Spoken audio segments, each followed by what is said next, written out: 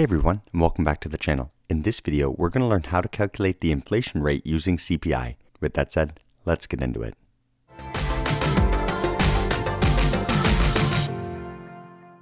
The formula for the inflation rate looks a lot like the percentage change formula, new minus old over old times 100, except those values, new and old, are the new and old CPI. Now this isn't a video teaching you what CPI is. I have a different video that I can link on the channel. This video is just going to be a quick and easy way to show you how to use it to calculate for inflation. So here I have two CPIs, one for 2024 and one for 2025. I'm going to take these values, 160.9 and 164.2, and I'm going to substitute them into my equation.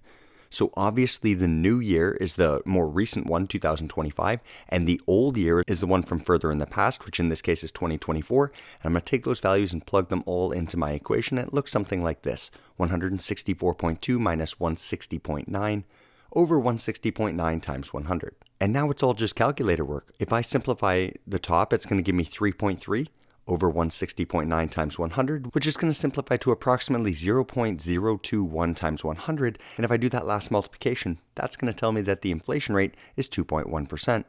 And what this means is that the general price level has increased from 2004 to 2005 by approximately 2.1%. If you found this video helpful, let us know by liking the video, subscribing to the channel, and of course, let us know what sort of economic topics or homework questions you'd like to see us cover in the future. Thanks for watching this video, and we'll catch you in the next.